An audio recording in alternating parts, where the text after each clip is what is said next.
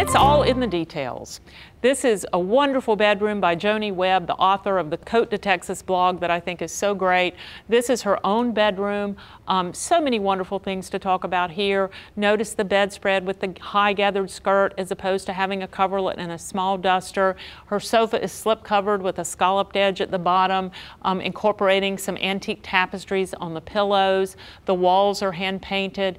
But I think the most important thing here is the window treatment. If you look closely, you can see how high the window really goes, but she has not only outside mounted those Roman shades, but make sure you take them all the way up behind the very top of those panels, remembering that you're building on the architecture of the room.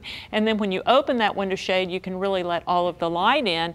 And one thing that I never realized about this window until her blog post just within the last week is this is really one big window. It is not even 3 windows. Actually, if you can't see in the slide, but there's even a 4th window, there's a 4th panel. So she makes you think there are 3 windows there with molding in between, but it's not. It's really just one big window. And look how much more character and how warm this looks with what she's done. I put this slide in the presentation because of the area rugs that you see.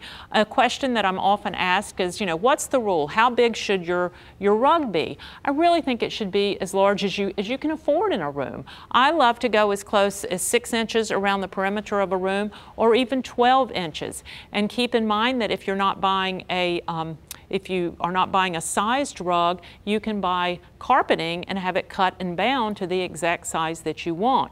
And so when you come in the entryway of this home, you see the large zebra rug, then you see the large rug in the dining room, and these rugs are coming about 12 inches off the perimeter of the room.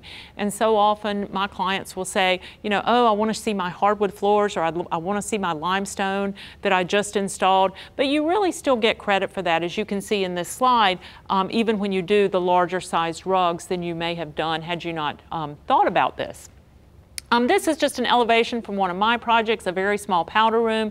When we started construction on the home, we had originally planned to use a piece of furniture to drop a sink in, and then we realized we really needed to design something that would give us the exact sizes that we wanted. This little sink cabinet goes wall to wall, and if you look at the plan view at the bottom, you can see that I intended it for only to be 10 inches deep on the sides and come out to be 18 inches deep in the center. We actually ended up making it 12 inches deep on the sides, and then just had a little bitty sink dropped in. The faucets come off the back wall, and we designed the scalloped edge on the marble that then wraps around the room, and there's the finished treatment there. And even the smaller mirror, the smaller sconces, again, keeping in mind that you're not putting on makeup in a powder room, and people are not spending a long time there. So that was a fun little detail.